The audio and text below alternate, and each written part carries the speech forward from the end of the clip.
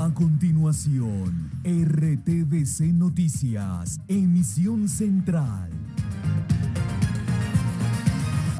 Este programa es para toda la familia. No contiene escenas de sexo ni violencia. Los menores deben estar en compañía de los padres o un adulto responsable. Contiene sistema closed caption. Este programa fue financiado con recursos del Ministerio de las TIC. RTVC Noticias, emisión central.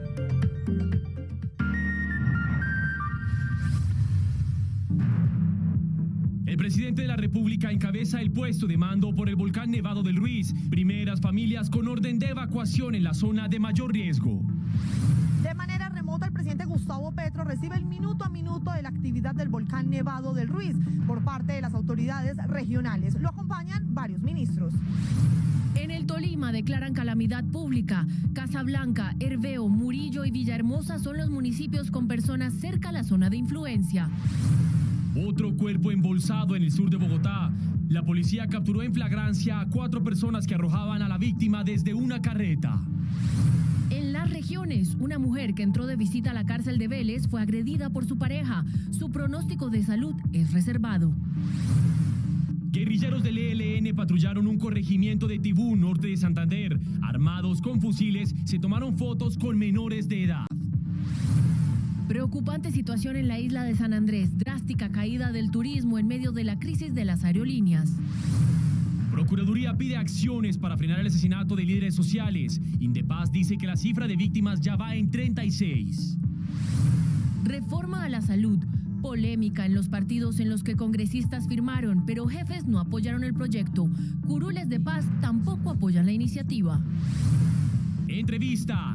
En minutos, la ministra de Trabajo responde preguntas sobre las reformas laboral y pensional en RTVC Noticias. En el mundo, Trump ya se encuentra en Nueva York a la espera de lo que dirá mañana el colombiano, que leerá los cargos en su contra y lo podrían enviar a la cárcel. Volveremos a la Luna. La NASA reveló los nombres de los 4 tripulantes de la misión Artemis II que orbitarán el satélite natural. Y en deportes, hoy concluye la fecha 11 de la Liga Colombiana, que dejó polémica por un acto de racismo en el partido entre Unión Magdalena y Águilas Doradas. Esperen oportunidades. Más de 150 vacantes de trabajo en México para colombianos con experiencia en el sector agrícola. Y en RTVC Noticias seguimos celebrando los India Catalina. Diego León Hoyos, que no pudo estar en la ceremonia, recibió su estatuilla a Mejor Actor de Reparto. Buenas noches. Seguimos atentos a las novedades del volcán del Ruiz. La principal noticia hoy es la orden de evacuación a 40 familias por su exposición y cercanía. Veámoslo en este mapa de la Unidad de Gestión del Riesgo, Mateo. Vamos a verlo, Daniela, y le comentamos a nuestros televidentes que aquí lo que vamos a ver en rojo es lo que se denomina como la zona de amenaza alta, es decir, la que está expuesta. Y los riesgos en esta área están relacionados con flujos de lava, lodo, gases volcánicos, entre otros. Bien, y en este rango se encuentran Villa María, también está el municipio vecino de Manizales, Murillo, Villahermosa, también está Casablanca y Santa Rosa de Cabal, en los departamentos de Tolima, Caldas y Risaralda. Ahora vamos a ver la zona de amenaza media, también con influencia en los 3 departamentos, es la que vemos allí sombreada también. Y hay que decir que la caída de cenizas y crecientes de los afluentes en esa zona es el principal riesgo. Sí. Y hay que decir Manizales, Palestina y Chinchiná, en Risaralda y en Pereira, Dos Quebradas y Marsella, y en el Tolima también allí está el municipio de Herveo. Y en un rango más amplio está la zona de amenaza baja, que es la que ustedes ven en color verde, y en la que se incluye a los departamentos de Quindío, del Valle del Cauca y de Cundinamarca. Aquí habría altos caudales de los ríos. La Unidad Nacional para la Gestión del Riesgo de Desastres determinó que la población expuesta a una amenaza alta corresponde a 22 municipios, 57.090 personas. 14.420 son de cabeceras urbanas y 42.670 en zonas rurales dispersas. Bien, pues hace unos minutos concluyó el puesto de mando encabezado por el presidente Gustavo Petro, en el que se analizó el estado actual del Nevado del Ruiz. Nos conectamos con Luisa Barberi, ya hay conclusiones de la reunión, adelante. Compañeros y televidentes, ¿qué tal? Muy buenas noches. Más de 3 horas duró este puesto de mando unificado que fue liderado por el presidente de la República, Gustavo Petro, y quien se conectó también con las autoridades locales y con el director de la Unidad Nacional de Gestión del Riesgo, que se encuentra en estos momentos en Manizales, y le entregó un reporte al primer mandatario. La principal preocupación que tiene el presidente Gustavo Petro es garantizar la evacuación oportuna de las familias que se encuentran a 15 kilómetros alrededor del Nevado del Ruiz. También otra de las preocupaciones tiene que ver con la reubicación de estas familias de manera oportuna y con que el sistema de salud se encuentre en condiciones óptimas para poder atender a la población en caso de presentarse una emergencia. También ha dicho el presidente Gustavo Petro que los casos en los que las familias decidan quedarse en zona de alto riesgo por su propia voluntad, se prevé activar protocolo con el Instituto Colombiano de Bienestar Familiar para la evacuación de menores de edad.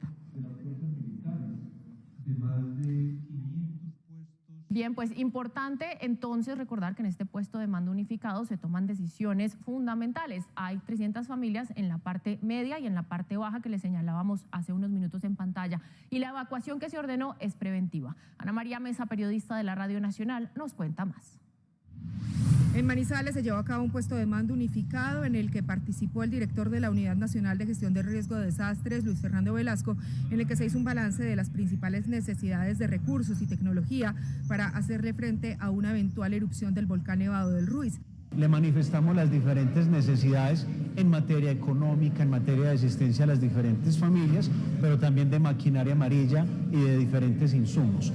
Tenemos en el área de influencia del Nevado del Ruiz 300 familias en la parte alta, media y baja, y vamos a proceder a partir de este momento, bajo el liderazgo de la alcaldía municipal, a evacuar 40 familias. Por último, desde la Unidad de Gestión del Riesgo de Caldas explicaron que trabajan en la actualización de los planes de contingencia de los municipios que se encuentran en el área de influencia del volcán. Estos son Manizales, Villa María, Chinchiná, Neira y Palestina. Y también se presentó un balance ante el presidente de la República, Gustavo Petro, quien asistió a esta reunión de manera remota. RTVC Noticias y Radio Nacional de Colombia, conectados 24/7. Y en el departamento del Tolima fue declarada la calamidad pública para enfrentar la emergencia generada por la actividad naranja del volcán Nevado del Ruiz. Este es un informe de Diana Guzmán, de la Radio Nacional de Colombia.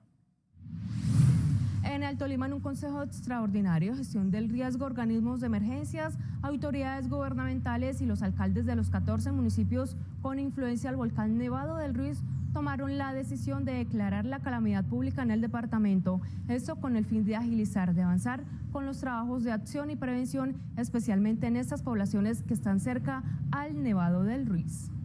Consideramos de suma importancia declarar la calamidad pública en todo el departamento del Tolima y de la mano de esto también invitar a los alcaldes de los 4 municipios de mayor probabilidad de incidencia ante una emergencia de erupción del volcán que hagan lo propio. Esto nos permite pues generar acciones de impacto, empezar a generar conciencia también en la población de la importancia de hacer las evacuaciones voluntarias. Organismos de emergencias del Tolima le están pidiendo a las familias que viven cerca al Nevado del Ruiz que desalojen voluntariamente sus viviendas. Esto con el propósito de prevenir situaciones que se puedan generar en torno al Nevado del Ruiz. Radio Nacional de Colombia y RTVC Noticias, conectados 24/7. En el norte del Valle del Cauca también se adoptan medidas frente a la situación que se registra con el volcán Nevado del Ruiz. De manera preventiva, la gobernación aumentó la alerta hospitalaria de verde a amarilla, esto para garantizar la respuesta ante una eventual erupción del volcán Nevado del Ruiz. La medida va dirigida especialmente a los centros médicos de Cartago, Zarzal, Roldanillo y Tuluá.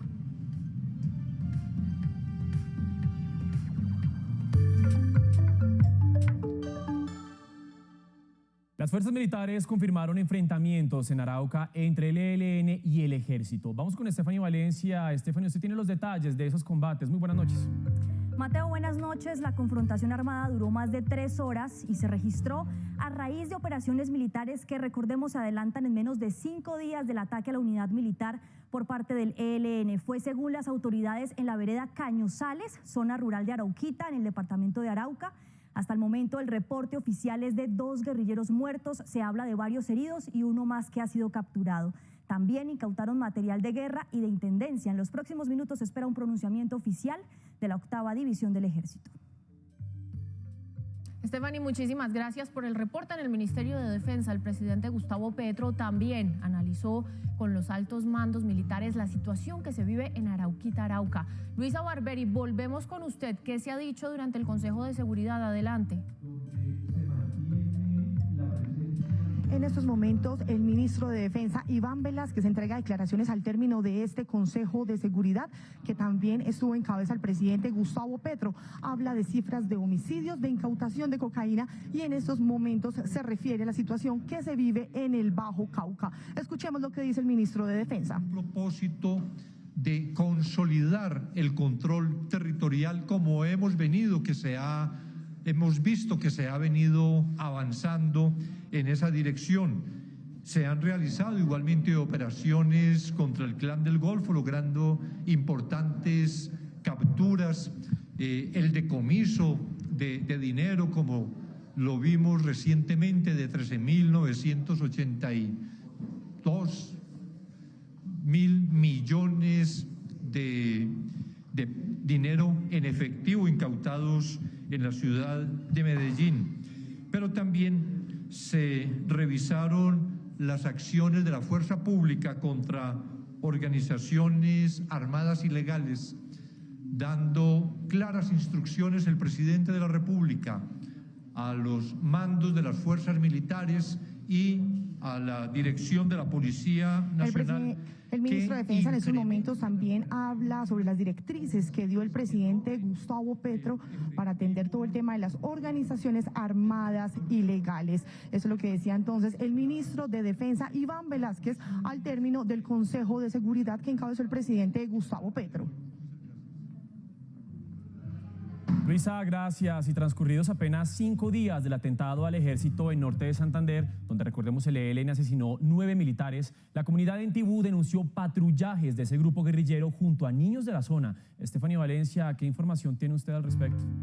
Pues Mateo, fue la misma comunidad en el corregimiento de Versalles quien alertó a las autoridades de la presencia de al menos 12 guerrilleros en parques y comercios. Según las imágenes, los insurgentes estaban armados con fusiles, con sus rostros cubiertos y de esta manera posaron en fotografías hasta con menores de edad. El presidente Gustavo Petro respondió a las críticas del proceso de paz que adelanta con el ELN. Era Domingo de Ramos cuando al menos 12 guerrilleros del Frente Juan Fernando Porras del ELN llegaron al corregimiento Versalles en Tibú, norte de Santander. Recorrieron parques y comercios como se ve en estas fotos. Una de las que más indignación generó en algunos sectores políticos y sociales es en la que se ve a los miembros del grupo armado ilegal posando con sus fusiles y menores de edad, niños y niñas, quienes con palos de escoba simulaban tener armas. El alcalde de Tibú dijo que fue una presencia rápida y que los insurgentes se abastecieron y salieron nuevamente del corregimiento. Las imágenes generaron otras reacciones, como la de la senadora María Fernanda Cabal del Centro Democrático, que criticó el proceso de paz con ese grupo. El presidente Gustavo Petro le respondió. El gobierno que usted apoyó, María Fernanda, duplicó el área controlada por el ELN y el Clan del Golfo y creó las disidencias. Ahora nosotros corregimos el rumbo. Ustedes llevan el país a la violencia. Nosotros queremos llevarlo a la paz sin ingenuidades. El recorrido del ELN tuvo lugar días después de que esa guerrilla atacara una unidad militar en ese departamento, en el que murieron 9 soldados. A propósito de grupos armados, Stephanie, también se conoció un video del Clan del Golfo que está siendo analizado por las autoridades. ¿Por qué? Pues Daniela, porque tiene varias inconsistencias. Lo primero es que las autoridades han dicho que hay una guerra interna por el control de la organización criminal que ha dividido el grupo al punto de asesinarse entre ellos, como ocurrió con quien era su entonces cabecilla alias Siopas. Lo curioso es que en esta declaración en video aparecen juntos los 2 principales cabecillas de ese grupo. En la izquierda alias Chiquito Malo y a la derecha alias Gonzalito. Pero llama la atención de las autoridades que no están presentes físicamente en la grabación del video, sino que aparecen en hologramas y previamente editado. En declaraciones anteriores tampoco han estado presentes, por lo que Inteligencia Militar trata de corroborar si alias Chiquito Malo estaría enfermo o muerto. Pese a la guerra interna del grupo criminal, en este video los cabecillas aseguran que están más unidos que nunca en busca de la paz total. Stephanie Valencia, RTVC Noticias, conectados 24/7. Stephanie, por sus reportes, muchísimas gracias. Continuamos y ahora les contamos que el Frente de Guerra Nororiental del ELN se pronunció por primera vez luego del ataque al ejército en el Catatumbo. Aunque la situación en la mesa de diálogo se extensa, las partes insisten en continuar con las negociaciones. Yo López, los saludo. Muy buenas noches. Usted tiene los detalles. Hola Mateo, muy buenas noches. Mire, pues en el pronunciamiento del Frente de Guerra Oriental, del ELN, no solo se habla del ataque al Ejército Nacional en la zona del Catatumbo, en norte de Santander, sino que también se refieren a su voluntad de continuar negociando la paz con el gobierno colombiano y de la importancia de acordar un cese al fuego bilateral lo más pronto posible. De otra parte, algunos integrantes del equipo negociador del gobierno le pidieron a la guerrilla del ELN demostrar una verdadera voluntad de paz, no solo en la mesa de diálogos, sino también en las diferentes regiones del país donde ese grupo guerrillero hace presencia. El comandante del Frente de Guerra Nororiental del ELN, autor del atentado al ejército en norte de Santander, a través de una columna de opinión, habló de los motivos por los que se perpetró el ataque. Es en respuesta a la militarización de la región, los atropellos de la fuerza pública contra la población civil, asesinatos de líderes y lideresas sociales, defensores de derechos humanos y contra la alianza que mantiene con grupos del narcoparamilitarismo auspiciado por el Estado colombiano. Para el equipo negociador del gobierno no existe excusa que justifique la muerte de soldados y piden coherencia entre palabras y acciones.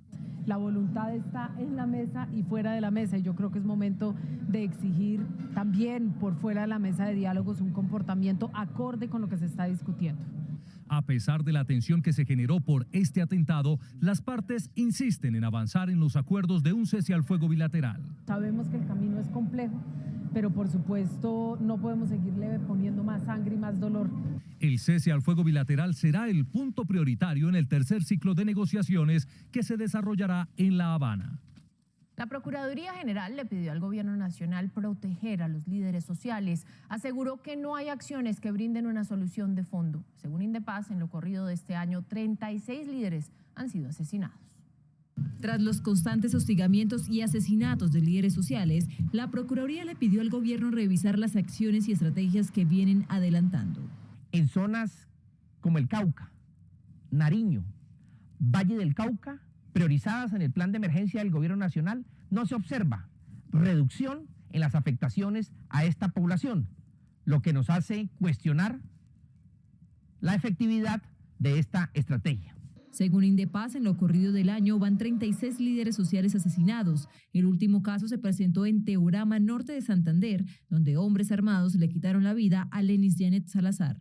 Es por ello que es importante mantener la estrategia de lucha contra las economías de guerra que tienen los actores armados, pero además es necesario realizar análisis de contexto diferenciado por regiones. Ante estas situaciones pidieron mayor intervención del Estado al considerar que estos hechos violentos se incrementan en época electoral.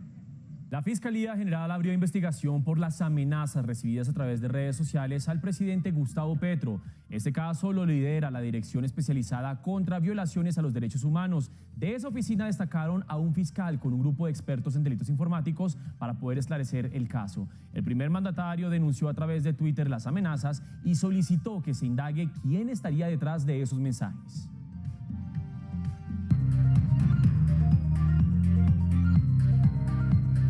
La policía capturó infraganti a 4 personas que pertenecían a una banda delincuencial mientras arrojaban partes de un cuerpo desde una carreta en el sur de Bogotá.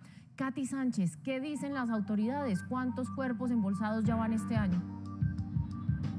Muy buenas noches, Daniela, y a todos los televidentes. Se trata de 14 los cuerpos embolsados en el 2023. Según lo que dicen las autoridades, es que las personas que están detrás de estos delitos son nuevas bandas delincuenciales que están intentando estar teniendo el control del microtráfico, en donde bandas que ya están en la cárcel estaban anteriormente. Se trata esta vez de la banda Los Chorizos. Así fue como anunció la Fiscalía la captura de estos sujetos. Los vecinos del barrio Marruecos llamaron a la policía luego de ver a 4 hombres arrojando bolsas de basura a un caño. Cuando llegaron las autoridades capturaron a las 4 personas luego de verificar que se trataba de partes de un cuerpo humano en bolsas de basura. Estas personas estarían involucradas en el hallazgo de un cuerpo sin vida ubicado en esta localidad. De resaltar que la comunidad dio aviso a las autoridades y nuestro modelo nacional de vigilancia por cuadrantes hace un registro en la localidad y logra ubicarlos. Los mismos capturados le dijeron a la policía cuál era la ubicación donde habían cometido el hecho. Allí la Policía Judicial obtuvo material probatorio que fue entregado a la Fiscalía General de la Nación.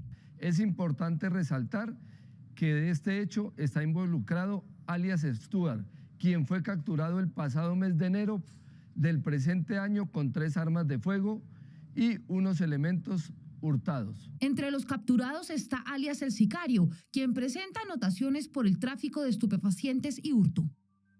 Katy, y en más hechos judiciales continúa la ofensiva de las autoridades contra los violadores de niños y niñas en Soacha, Cundinamarca y en Bogotá. ¿Cuántas personas fueron capturadas y por qué delitos? Mateo, fueron 4 personas, 3 en Soacha, Cundinamarca y otro aquí en Bogotá. Es de recordar que el que fue capturado en Bogotá estaba en la lista o en el cartel de los más buscados por abuso carnal abusivo a menor de 14 años. La policía de Soacha, luego de una investigación conjunta entre la SIJIN y el CTI de la Fiscalía, capturaron a 3 jóvenes de 16, 20 y 23 años, que aprovechándose de su condición de familiares abusaban de sus primas menores de edad desde hace casi 2 años. Gracias a la denuncia de los familiares, que dieron cuenta la cercanía que tenían estas personas con las menores de edad y los abusos que venían cometiendo, instauraron la respectiva denuncia. En Bogotá, y quien aparecía en uno de los carteles de los más buscados fue sorprendido por las autoridades en una vía pública en el centro de la ciudad.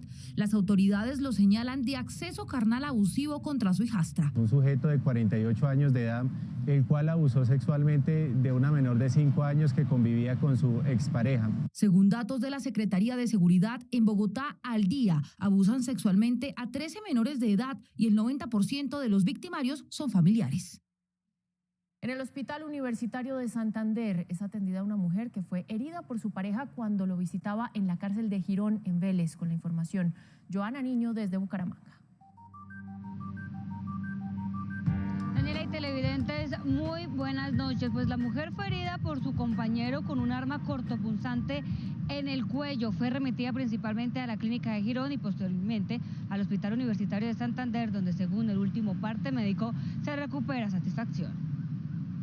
La mujer ingresó a una visita conyugal a la cárcel de máxima seguridad de Palo Gordo, donde su compañero la hirió con un arma cortopunzante en el cuello. Ingresó una área proveniente de la cárcel de Palo Gordo. La paciente presentaba heridas por armas cortopunzantes a nivel del cuello. Al momento del ingreso a urgencias tenía signos de trauma severos. Fue remitida de urgencia a la clínica de Girón, pero por la gravedad de sus heridas fue trasladada al Hospital Universitario de Santander para ser intervenida quirúrgicamente. Y se intervino por parte del equipo multidisciplinario del hospital. Actualmente se encuentra en la unidad de cuidados intensivos en proceso de recuperación con un pronóstico favorable. Por sus heridas fue necesario realizar llamado para donación de sangre. Fue enviada a la cárcel Blanca Zenobia Madrid Benjumea, alias La Flaca, expareja de alias Otoniel, máximo cabecilla del Clan del Golfo, y también otras 5 personas. Al parecer harían parte de una red señalada de almacenar, distribuir y transportar dineros producto de las actividades del narcotráfico del grupo ilegal. Según la investigación, alias La Flaca pagaba mensualmente arriendos por encima de los 6 millones de pesos y adquiría bienes y servicios sin sustentar la fuente de esos ingresos.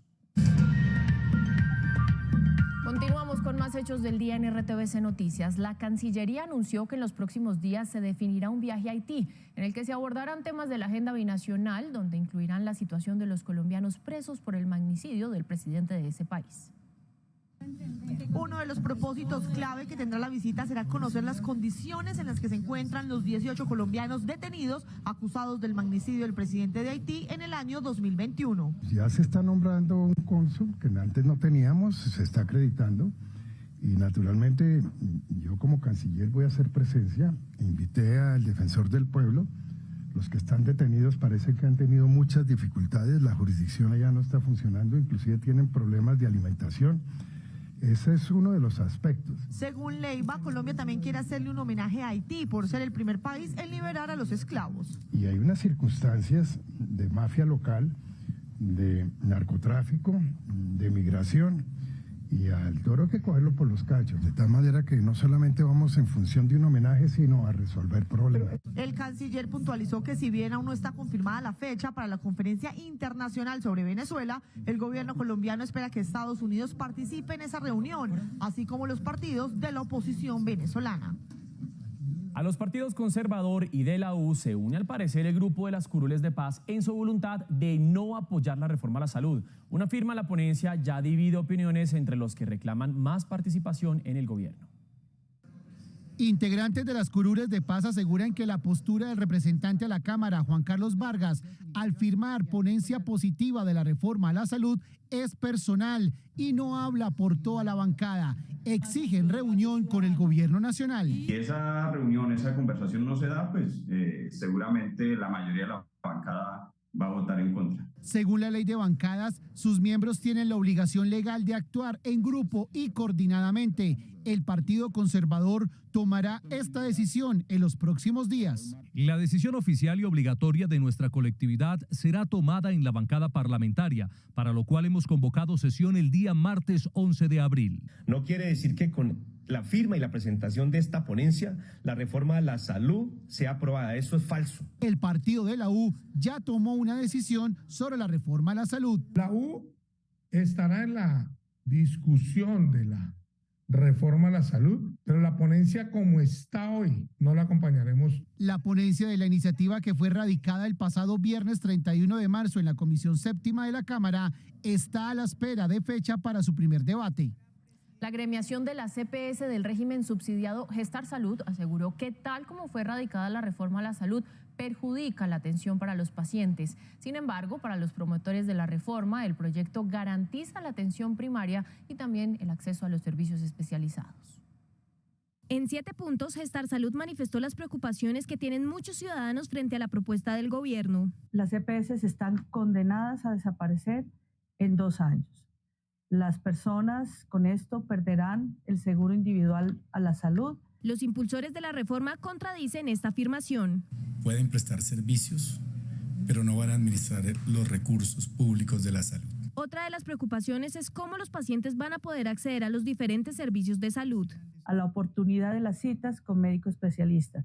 No se aborda soluciones para resolver los principales problemas de disponibilidad, de oportunidad. Para esto, la propuesta contempla una atención primaria en salud con los llamados CAPS. Desde la atención primaria se atenderá a estas poblaciones y cuando requieran de un mayor nivel de atención serán derivados a clínicas especializadas. El gremio de la CPS del régimen subsidiado también advirtió que la reforma implicaría un gasto mayor para los colombianos. Ante esto, el gobierno aseguró que la reforma a la salud se financiará con recursos de la reforma tributaria y que no implicaría costos adicionales.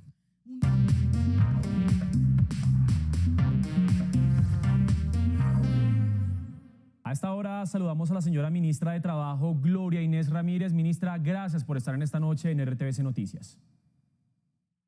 A ustedes muchas gracias por la invitación.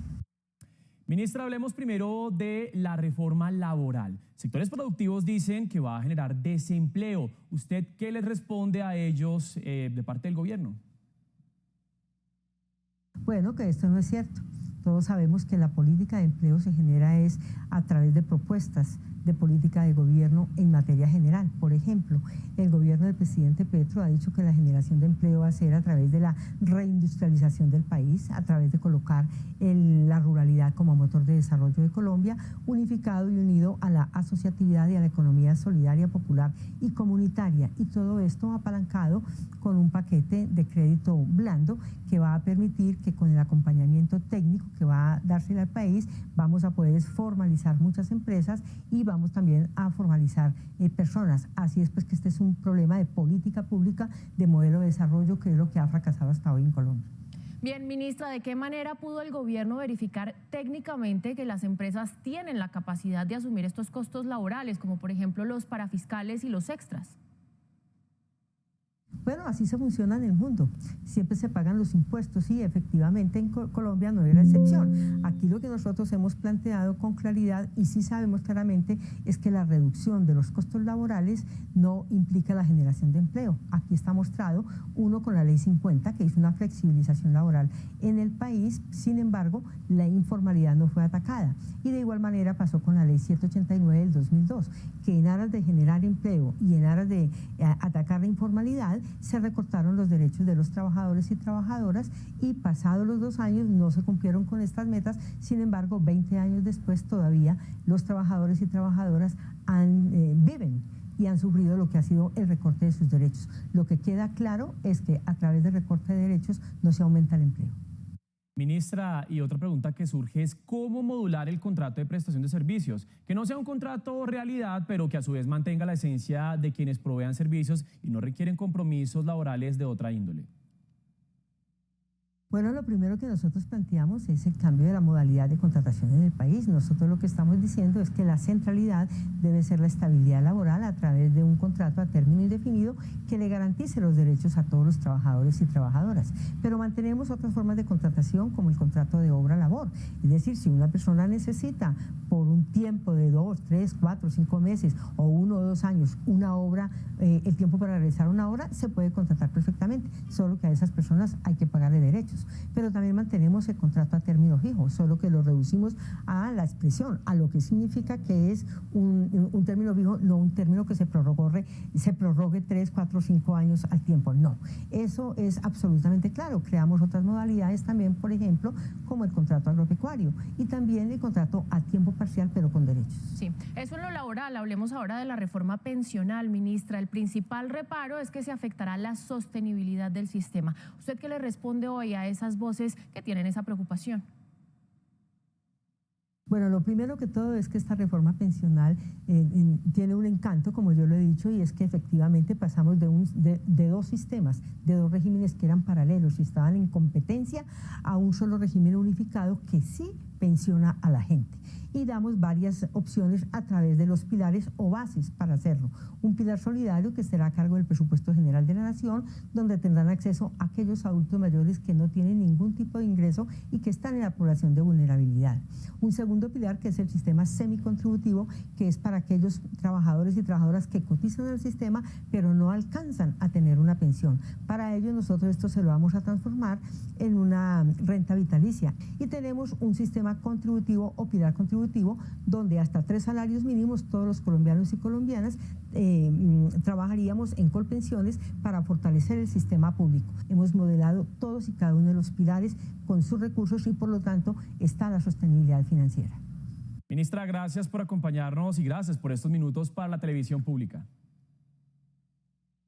Bueno, a ustedes como siempre, muy amables por esta invitación y aquí estamos en plena disposición de seguirle clarificando al país qué significa la reforma laboral, qué significa la reforma pensional, que son 2 reformas que están justamente, uno, por dar la estabilidad y dar la universalidad de derechos a los colombianos y colombianas.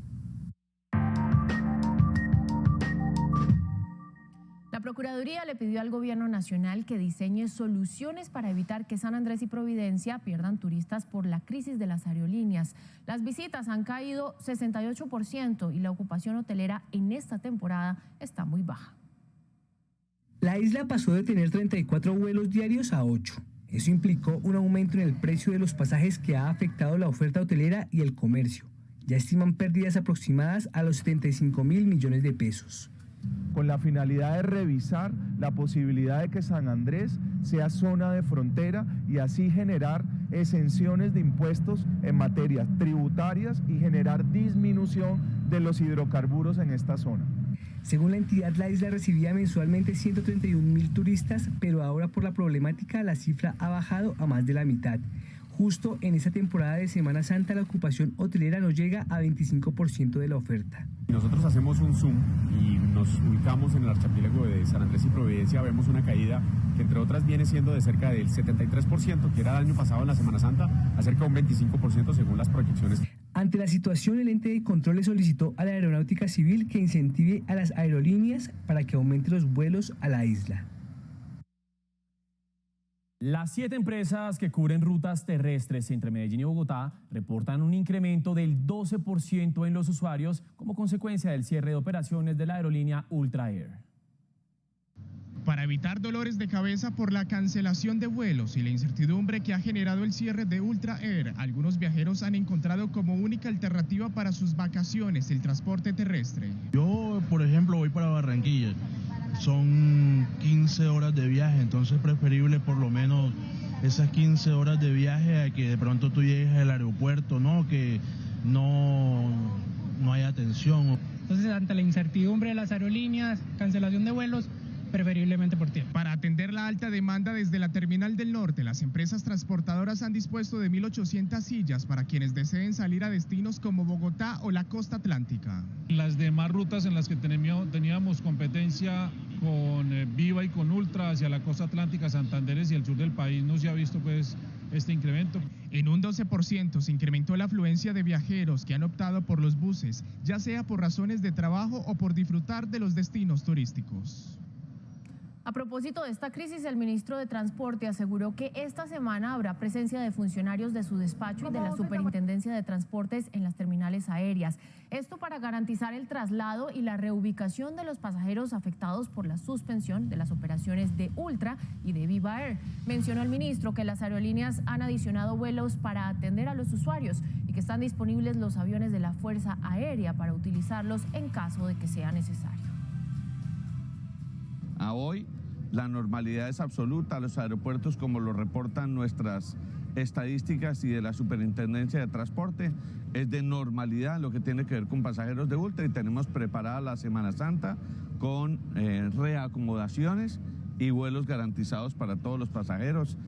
La comunidad de Villacaro, en norte de Santander, hace un llamado a las autoridades para que realicen obras de mitigación y así evitar que se acumulen aguas en la parte alta de la vereda El Molino y se pueda presentar una tragedia. Más noticias en nuestro panorama nacional.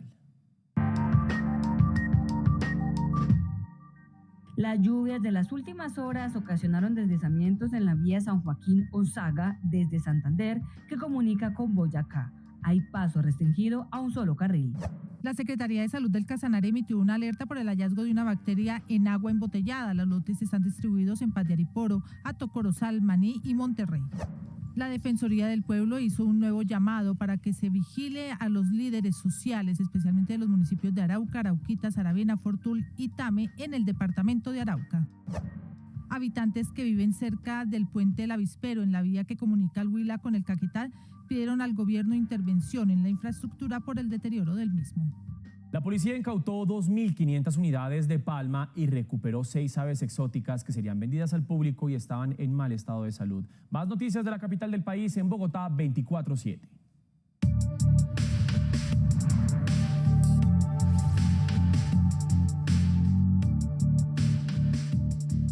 Conductores de carros y motos en Bogotá los tienen entre ojos las autoridades. Así lo demostró la alcaldesa Claudia López con unas fotos que publicó en sus redes sociales. Los andenes son de los peatones, no de carros y motos mal parqueados. La policía realizó un operativo en la carrera 82 con calles 11 y 12, donde encontró que 3 niños estaban siendo explotados por sus padres en la calle, obligándolos a la mendicidad en los semáforos a pedir dinero a transeúntes. El ICBF restituyó sus derechos.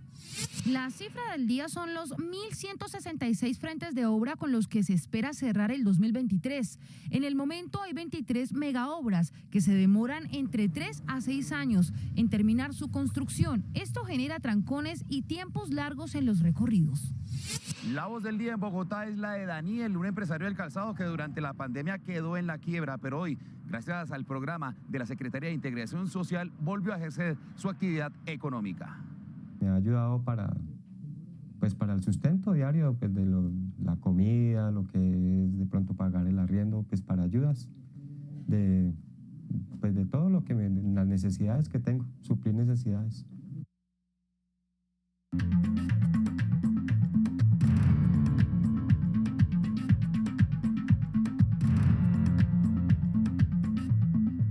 Revisamos los los hechos del día en el mundo. El expresidente de Estados Unidos, Donald Trump, regresó a Nueva York desde su casa de descanso en Florida para afrontar un histórico arresto y también su posible procesamiento por intentar pagar para mantener en secreto sus encuentros sexuales con una actriz. Camila Bradford con más detalles. Camila.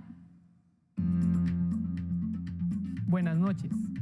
Donald Trump llegó al aeropuerto La Guardia en el distrito de Queens para alojarse en la Quinta Avenida de Manhattan, a la espera del momento que acaparará titulares, el encuentro del expresidente con el juez colombiano Juan Merchan.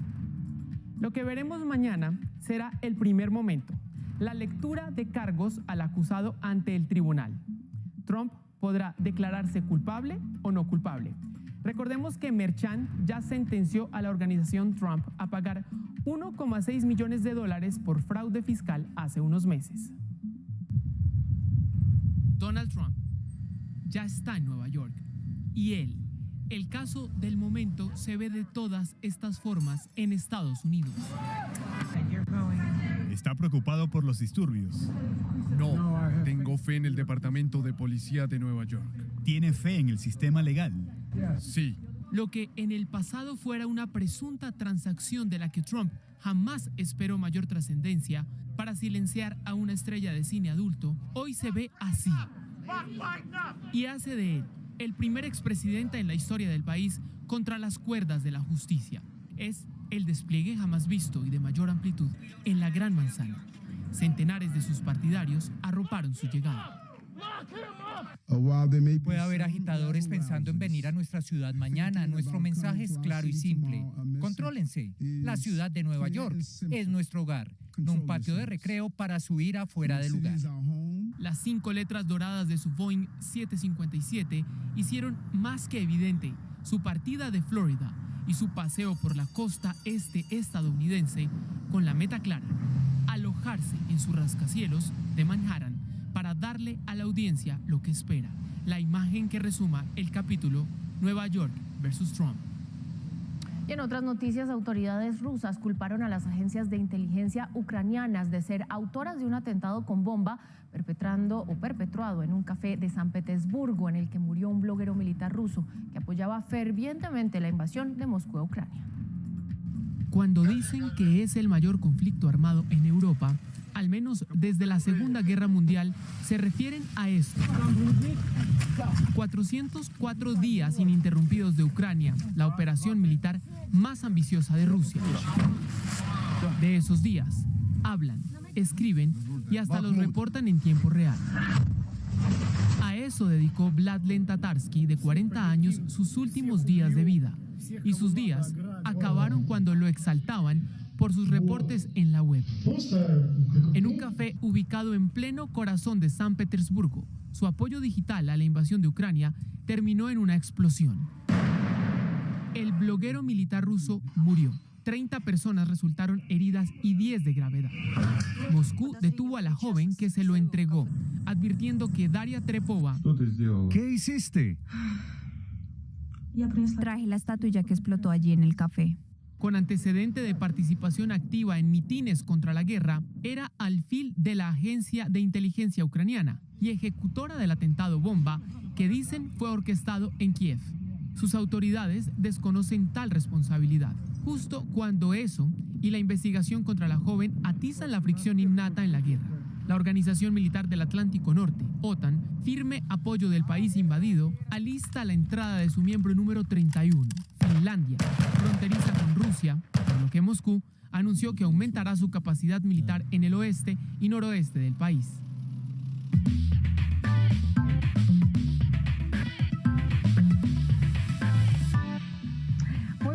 Qué alegría saludarlos como todas las noches aquí desde la ciudad de Medellín con la información deportiva aquí en RTVC Noticias. Hablamos del fútbol profesional colombiano porque estamos a un partido de que se termine la fecha número 11 de nuestra liga, pero lastimosamente uno de los hechos que dieron polémica y más resaltados de esta jornada fue lo que sucedió en el compromiso entre Unión Magdalena y Águilas Doradas. Marco Pérez de Águilas denuncia que recibió insultos de racismo por parte de Alex Mejía de Unión Magdalena. Los dos equipos sacaron comunicados de prensa rechazando los actos que se presentaron.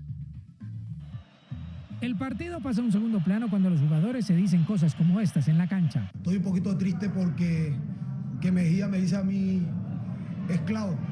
Según el afectado, esto es más delicado que cualquier otro problema que pudiera tener el fútbol colombiano. Hace como 2 partidos, creo 3, la Equidad se enfrentó con el Unión y Mejía habló del fútbol colombiano, que había que mejorar mucho de los árbitros, la manera como se expulsaron y todo, pero creo que esto es más grave aún. El Cali perdió un duelo directo contra Huila y tiene al fantasma de la B rondando. No sé qué, realmente se me sale, ya no tengo expresión, diría yo, técnica para poder decir nos pasa esto y esto. Y tanto Azucareros como el Once Caldas no se pueden permitir dejar más puntos en el camino porque tienen a Alianza Petrolera y Unión Magdalena respirándoles en la nuca. El blanco de Manizales sumó de visitante contra Envigado y resiste. Nos vamos, digamos que tranquilos y sobre todo con el sabor de que en inferioridad numérica el equipo tuvo un buen comportamiento y sacó un resultado importante. América y Nacional empataron a 0 en sus partidos, mientras que Millonarios aprovechó para ser el único puntero. Todos queremos salir campeón, y eso es innegable. Semana de reflexión, ruegos y mucha actividad.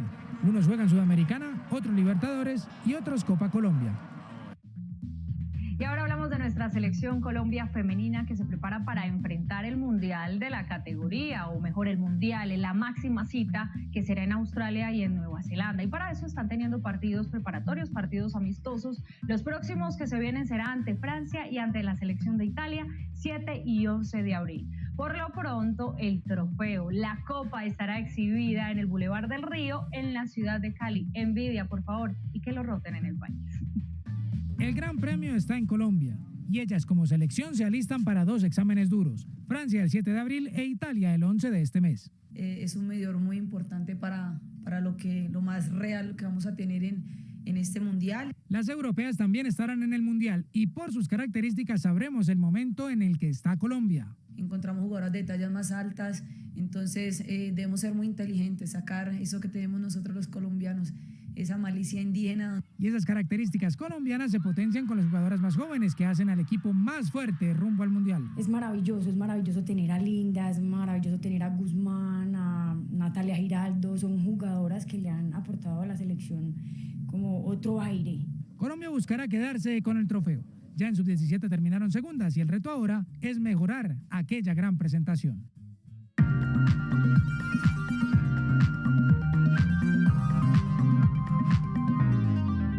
La noticia que tengo hoy perfectamente podría haber sido un caso de la sección de cultura en RTVC Noticias. Resulta que esta mujer que ustedes ven acá, que se llama Hope Carrasquilla, era profesora en un colegio de la Florida y le mostró a sus estudiantes una foto del David de Miguel Ángel, que es esta escultura.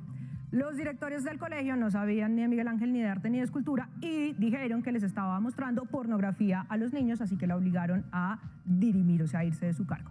Esto llegó a oídos del Museo en Florencia, que tiene esta escultura, y no solo se rieron de la ignorancia de los estadounidenses, sino que invitaron a la profesora porque le van a rendir un homenaje. Para que no les pase lo mismo que al colegio y a los directivos del colegio en la Florida, hoy vamos a hablar de Miguel Ángel y del David. Resulta que este es Miguel Ángel y él esculpió el David alrededor de 1500 en un mármol de Carrara. Es decir, es un mármol muy blanco que salía de Carrara, Italia. Varios escultores habían intentado trabajar ahí, ninguno había podido. Miguel Ángel dijo, listo, yo lo intento, con 2 condiciones. La primera es que me pongan 4 paredes, eso porque él no quería que nadie viera su técnica, y la segunda es que yo lo hago a mi gusto. Además de eso, él tenía cierto agüero con mostrar las obras de arte antes de que estuvieran listas, entonces también por eso quería que no lo vieran. 4 años más tarde, tumbaron las paredes y apareció el David, que además de ser perfecto, se consagró como una de las obras más importantes del arte universal por varias razones. La primera es que las esculturas en esa época solo podían verse de frente, o sea, si ustedes se paraban a los lados o atrás no veían muchas cosas. Pero cuando uno mira el David desde cualquier lado se ve, porque está tallado con mucho cuidado y ustedes pueden ver los músculos, la piel, las venas, absolutamente todo. Y el segundo es porque es un símbolo. Para esta época acababan de expulsar a la dinastía Medici de Italia, que además había puesto 4 papas y los tenía absolutamente gobernados para instaurar la república.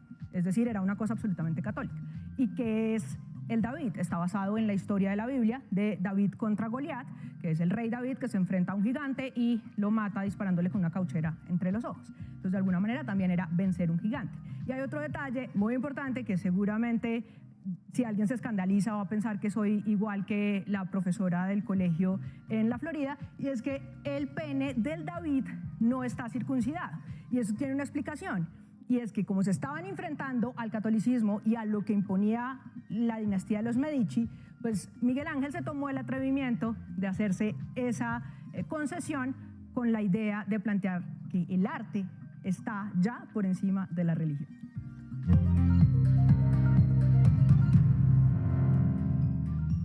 En 4.602 pesos cerró el precio del dólar, lo que representa una disminución de 44 pesos. A $1.76 se cotizó la libra de café colombiano en la Bolsa de Valores de Nueva York. El precio interno de la carga subió 34.000 pesos y llegó a 1.916.000 pesos. 12.000 millones de pesos invertirá el gobierno nacional en el fortalecimiento y la comercialización de la pesca. El Ministerio de Hacienda colocó en el mercado público de valores 325.000 millones de pesos en valor nominal en títulos de tesorería a corto plazo. Recibió posturas de compra por 520.000 millones de pesos. Un juez revocó medida de casa por cárcel contra Digno Palomino, supuesto cabecilla del grupo criminal Los Costeños y señalado de amenazar a los periodistas del periódico El Heraldo de Barranquilla. Palomino fue trasladado a la cárcel El Bosque. Vamos con más hechos del día en un minuto.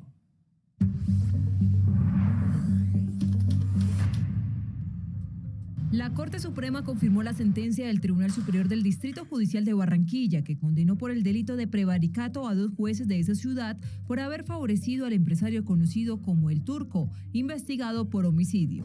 A prisión fueron enviados 2 integrantes del Ejército Nacional señalados de extraer ilegalmente armas, munición y uniformes de los almacenes militares en los que habían sido asignados. Los uniformados no aceptaron los cargos imputados. La Procuraduría abrió investigación disciplinaria a 2 secretarios de Movilidad de Cali por el presunto incumplimiento de funciones. Los funcionarios no cumplieron con la obra de custodia de los vehículos inmovilizados por infracciones, poniendo en riesgo parte del patrimonio de los ciudadanos. La policía incautó media tonelada de cocaína en las ciudades de Santa Marta y Cartagena, que tenía como destino Europa. El alcaloide fue encontrado camuflado entre sacos de almidón de yuca y en cajas de banano.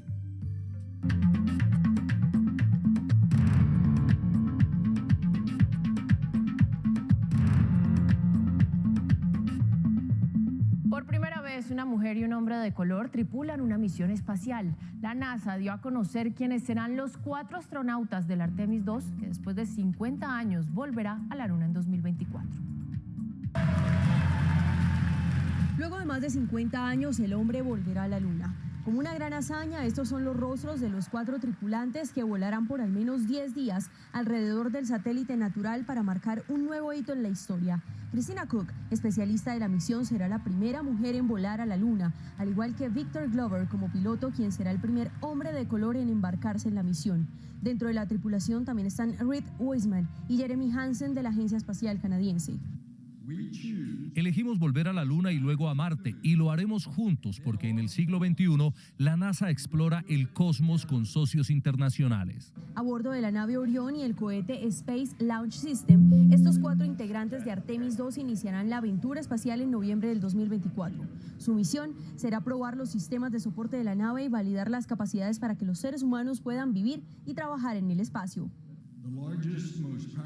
El cohete más grande y poderoso del mundo los impulsará hacia adelante y hacia arriba en los cielos y volarán a la Luna. Esta es la misión Artemis II de Artemis. El vuelo se basará en la exitosa misión Artemis I que voló sin tripulación. El objetivo de la NASA es lograr en futuras misiones volar a Marte. Aumentó a 40 la cifra de migrantes que murieron luego del voraz incendio en el Instituto Nacional de Migración en Ciudad de Juárez, según información de la Secretaría de Seguridad y Protección de México. De las 27 personas que resultaron heridas, 23 permanecen hospitalizadas. Más noticias del mundo a continuación. El Salvador registra 2 días consecutivos sin homicidios. Así lo destacó el presidente Nayib Bukele en su cuenta de Twitter, en donde además aseguró que este es el resultado del régimen de excepción vigente desde hace un año, con el que se suspenden las garantías algunas constitucionales. Un tren de 25 vagones se descarriló en Parkside, a orillas del río Clark Fork, en Montana, Estados Unidos, y derramó una sustancia no identificada. Bomberos y personal de la empresa ferroviaria atendieron el incidente, que no dejó personas heridas. Las autoridades investigan qué provocó el descarrilamiento. Al menos 19 personas, incluyendo 2 bebés, murieron luego de un deslizamiento de tierra en la provincia de Kibú del norte en el noreste de la República Democrática del Congo. Tras las constantes lluvias, las autoridades continúan con las labores de búsqueda de más posibles víctimas.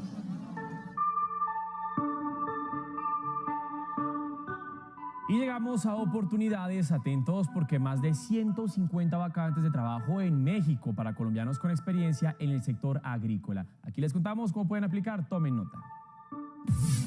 En oportunidades de trabajo en el exterior, vaya a la página ap.sena.edu.co. Clique en la pestaña Personas y seleccione Inscriba su hoja de vida, donde tendrá que diligenciar sus datos personales y seguir el paso a paso. Cuando finalice, diríjase a convocatorias de empleo en el exterior y dé clic en Convocatoria de empleo en México. Lea con atención la descripción y requisitos como tener un nivel de educación básica primaria, experiencia de 6 meses en cultivos o trabajo de campo, acostumbrados a trabajar en altas temperaturas de 28 grados en adelante. Atentos, el contrato tiene una duración de 1 año con posibilidad de recontratación. Y mucho ojo, el salario mensual es de 2.253.655 pesos colombianos. Y muy importante, recuerden que si quieren seguir informados 24/7, nos encuentran en todas nuestras redes sociales como RTVC Noticias.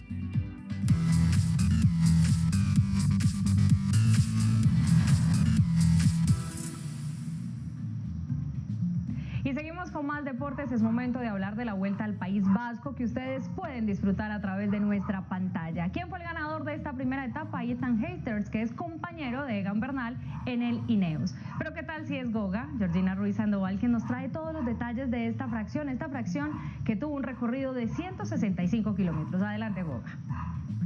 La defensa del título del año pasado inició con el pie derecho para Daniel Felipe Martínez y el Ineos Grenadiers. El equipo se echó al hombro la responsabilidad de control detrás de una fuga de 3, donde John Barrenechea del Caja Rural Seguros RGA se coronó el primer líder de la montaña. Los ipaquireños Egan Bernal y Brandon Rivera consiguieron impulsar la caza y después la disputa por 3 segundos. En sprint intermedio en La Guardia, Jonas Vingegaard siguió a Dani, pero el colombiano tiene ahora 1 segundo sobre el campeón del Tour. Además, Omar Fraile puso la mesa para que Ethan Hayter ganara la etapa. Bastante fuerte, ¿no? Todos querían coger esos segunditos que ven ahí. Bueno, yo también, así que lo aprovechamos. Espectacular. Realmente el trabajo de todo el equipo hoy ha estado estupendo. Sí.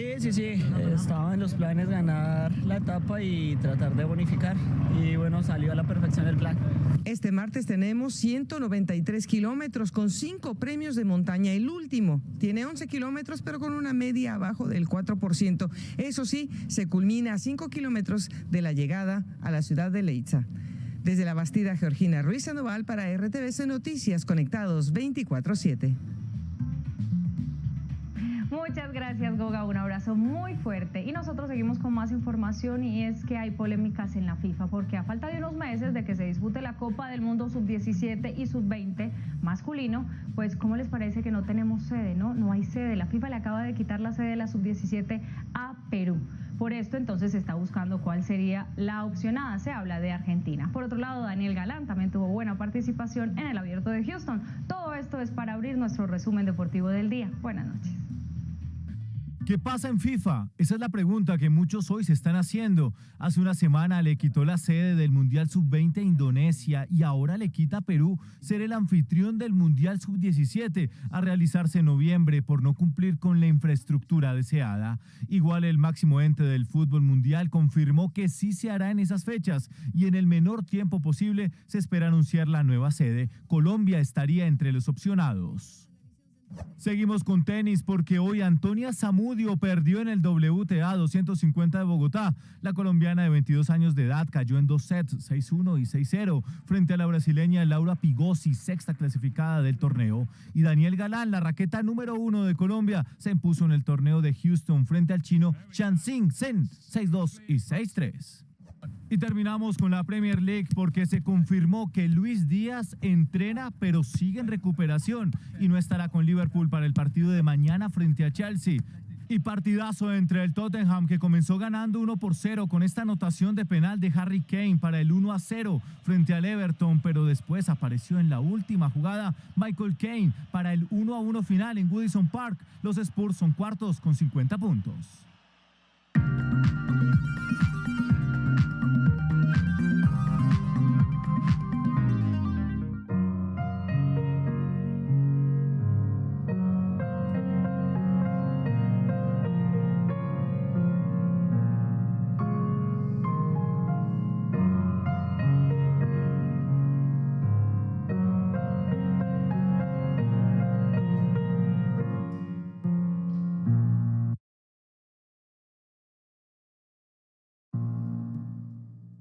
Yo lo recibo con esto, que es una pieza de Ryuichi Sakamoto, compositor japonés que murió a los 72 años después de un largo proceso en su enfermedad terminal, que era el cáncer. Murió el 28 del mes pasado, pero la familia permitió que la noticia se comunicara a los medios hasta hoy. Gran pérdida para la música y sobre todo para las bandas sonoras. Fue el compositor de la música de la película El Renacido. En noticias más alegres les cuento que Diego León Hoyos, que no pudo estar en la ceremonia de los India Catalina, recibió su estatuilla aquí en las instalaciones de RTBC, y todos esos detalles los tiene Juan Sebastián Ramírez, Lord Cultura. Oh, pues es muy emocionante esta señora tan guapa. Venga, yo le doy un beso. Diego León Hoyos, actor, comediante, guionista, ganó hace una semana un premio India Catalina en la categoría Mejor Actor Protagónico por su interpretación en El Cubo el Inquisidor de RTBC Play. Y aquí no puede haber espacio para la improvisación. Premio que entre chiste y chanza pensaba nunca se iba a ganar. Existía la posibilidad de que nunca me fuera a ganar un premio como mejor actor de este país, un India Catalina, porque a mí solo me llaman a hacer papeles de gnomo o de bruja. No he podido entender muy bien por qué. Y es que pocas veces en las diferentes producciones podía interpretar un personaje principal, hasta que llegó a la serie interactiva El Cubo el Inquisidor. Sí, lo logró hacer Aura, nuestra periodista, con un video. Su personaje fue Almanza, un periodista que se resiste al cambio. Un tema muy candente, muy actual, y es un hombre obstinado en que no se acabe la prensa escrita frente a la embestida de Internet, que es una temática totalmente contemporánea. Un hombre que valora la televisión y que por décadas ha interpretado a personajes que han quedado en la memoria de los colombianos, como Serafín en la serie de televisión Tentaciones, Me temo que su plan falló, Luis Buenona. y María Leona Santo Domingo en el noticiero Cuac. La televisión pública, ¿no?, está haciendo lo que realmente debe hacer la televisión de un país, que es abordar los problemas de ese país, encararlos con mucha fuerza, ¿no?, y no desde el punto de vista institucional, sino artístico, y eso es sensacional. Muy bien, muéstrame esas pruebas. Y de esta manera hemos llegado al final de nuestra emisión central. Como siempre, ustedes, muchas gracias por informarse en esta noche con nosotros. Y recuerden que pueden seguir conectados con nosotros a través de las redes sociales, @RTBC Noticias. Las citas mañana al mediodía y a las 7 de la noche. Que descansen.